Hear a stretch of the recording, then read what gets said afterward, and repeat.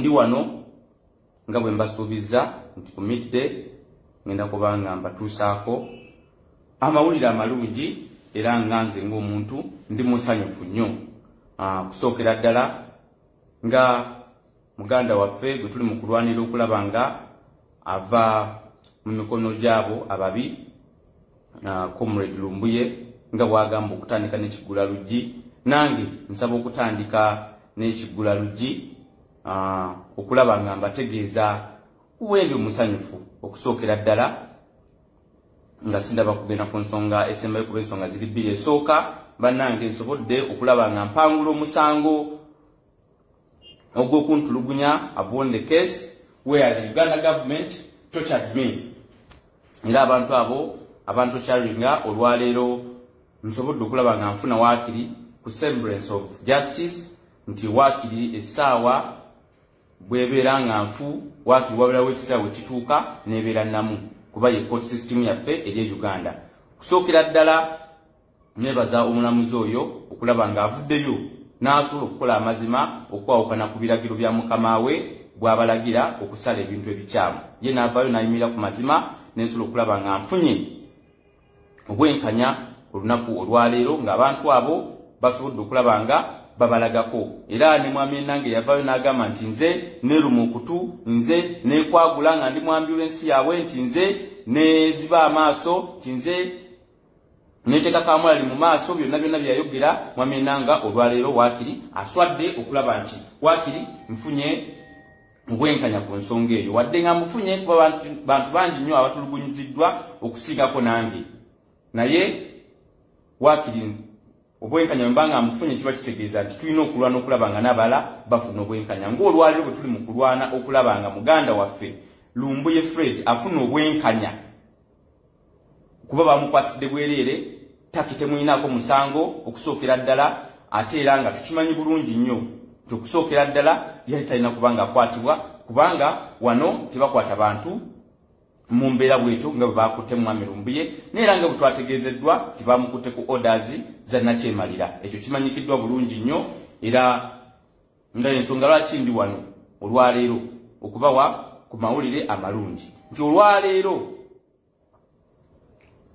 lawyer waffe gwe tulina wano, the international human rights lawyer, has confirmed to me that at least I'm going to be able to see our comrade Lumbuye Kajubi Fred. Okusookera ddala kimulina okukimanya nze navaayo okumulwanira olw'okuba comrade Lumbuye nze mulonzi wange okusookera ddala munnamityana, ate bw'abeera nga munnamityana munnange nga mulonzi wange kyo kitegeeza nze ng'omubaka we nze nina okubeera namba moja okuvaayo kumulwanirira. So yensonga lwaki nalinnyirawo mangu nnyo ddala okulaba nga nzija eno, era nga commissioner wa parliament kuba neebaliza ddala president wange His Excellency Kyagulanyi Ssentamu eyawangula obulungi ennyo, era nga yateekeddwa okubeera president w'eggwanga lino, ate era nga ye president wa Uganda, okuba nga yampa ng'ekibiina on behalf of the party okuba nga nze mbeera commissioner wa parliament ku side ey'opposition. So okufuna omukisa ogwo nze nzikirizibwa okutambula time yonna yonna gye mba njagadde, era olwangu amatu bwe nti mwami Lumbuye akwatiddwa, muganda waffe akwatiddwa, nalinnyirawo mangu nnyo ddala okulaba nga neegatta kwabo be nali mmanyi nti kubanga commissioner wa parliament mbeera administrator wa parliament, nina okumanya buli ekigenda mu maaso mu parliament, nemanya nti waliwo trip egenda mu maaso nalina okugyegattako.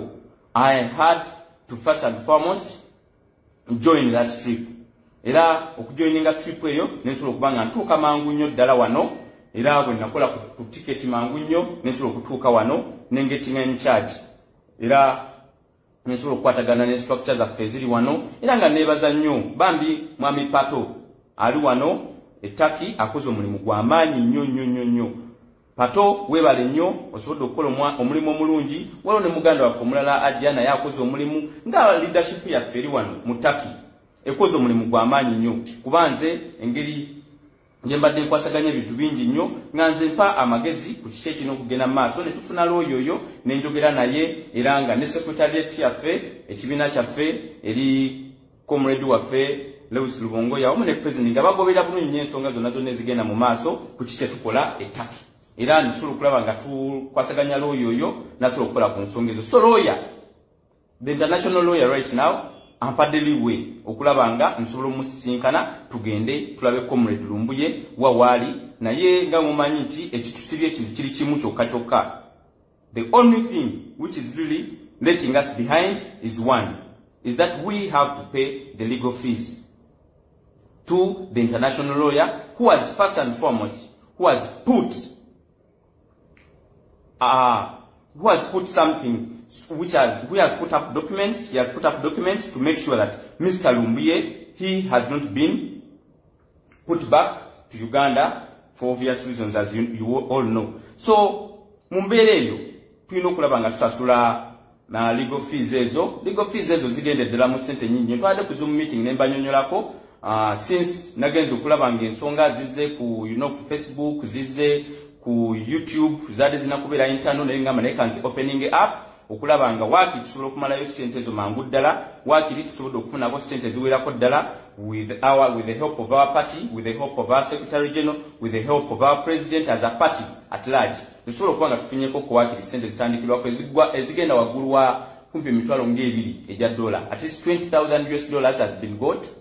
Now at least we are remaining with a certain sum of money. So I still urge all of you in your different chapters, those in Uganda, to at least reach out to the party to contribute to our Comrade Lumbuye, reach out to the different chapters within the different diaspora countries we have as the party, tulabe nti contributinga tubaako kye tuleeta okulaba nga nsobola okulaba ku Comrade waffe Lumbuye, ate era nga ngenda kuba negatibwako eri omuntu agenda okuba nga nsindikibwa essaawa yonna gwesobola kwatula mannya nesobola kwatula na gyagenda kuva, naye nga agenda kuba nga negattako essaawa yonna okulaba nga nsobola okusinkana Comrade waffe oyo through our international human rights lawyer. So be confident enough that Lumbuye is at least okay.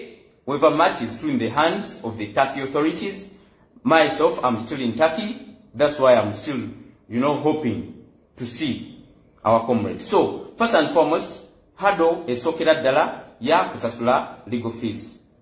Is it totaling up to $71,000? So, at least on behalf of the party, on behalf of the help of the party, on behalf of the diaspora community, we have at least raised some amount of money, and we really need to raise the full amount of money so that at least we are able to see him. Because the first and foremost question each and every Ugandan has been concerned about is where is Comrade Lumbuye Fred, and who has seen him? I can confirm to you authoritatively that at least our lawyer has been able to see him. So at least I know that I'm the next person online to see Comrade Lumbuye, and that will only be possible when we get that money to pay the legal fees of the international lawyer, so that we are able to see our comrades. So gemawulira amalungi nti wakiri mfunye amawulire nti ngenda kulaba ku comrade waffe Lumbuye. So fundraising eyo yatandise, tetugirujuminga bujuminzi wabula yatandise ekyali on up to this time. So whatever you will have, we can put it toward different chapters, tulabe nga tufuna ssente ezo, naye nga gemawulire agamalungi gesagala galwewo. That is the good news at least I have for you. First and foremost, I've been told by our lawyer, the international human rights lawyer, that I'm able to see Comrade Lumbuye Fred. That's if we pay the legal fees, and the moment we have full amount, we are able to get him out of the hands of the Turkey authority. So the mawulire ago gensobodde okubawa at least ekyo nsobola kikonfaminga, era kyovolaba bwe nvuddeyo ne statement eyo ne police eyanguye mangu nnyo ddala eya Uganda okuvayo negamba nti kati sawa zino twagala okulaba nga baanawunsinze nti Comrade Lumbuye tebamulina. Ekyo mukirabye bulungi nnyo. So ali ku side eno nga twetaaga mu rescuinga ge mawulire ago gensobodde okulaba nga mbawa. So all we can do, reach out to our party, reach out to our different chapters, so that we are able to raise that kind of amount and we rescue our comrade. And also, as you know, NUP fe tukolera ku unity no matter what. So njagala okulaba nga signing out ye live yange eno jembadde mbasuubiza naye nga at least nze ng'omuntu ndi musanyufu era nga manyago mawulire malungi nnyo. So wherever you are, please share this message, share this information so that we are able to collect that money. We are able to collect $71,000 and I'm happy that at least we have been able to get some amount of money whereby it can be a very good beginning to at least do something. So buli omu gyoli sobola okusharinga message eno, buli mwanda sobola okubanga akubako kyakola okusasula legal fees. Ekisinga obukulu twetaaga legal fees. Abasinga obungi ennyo mumanyi namba yaffe bulijjo gye tuba tusonderako, tulina namba yaffe ya muda ku muda, tulina buli kimu. N'ekisinga obukulu, reach out to our secretariat, reach out to our different chapters in the diaspora, okulaba nga osobola okubanga otuusaayo obuyambi obwo. Obuyambi obwo obutuusaayo kijja kuba tusobozesa okulaba comrade waffe Lumbuye,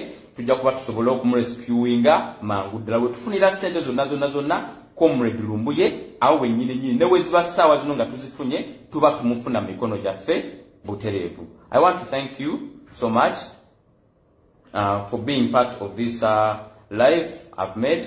So njagala okulaba nga nsigninga out naye waakiri waliwo ekitambudde ekigenze mu maaso. Thank you so much. Njagala okulaba nga nsigninga out naye nga nange ng'omuntu ndi musanyufu nnyo ku lw'omusango ogwa Torture okulaba nti nguwangudde. So amoole amalungi gajjidde mu mirundi kumpi ebiri era nga ge gwensobodde okuba nga mbawa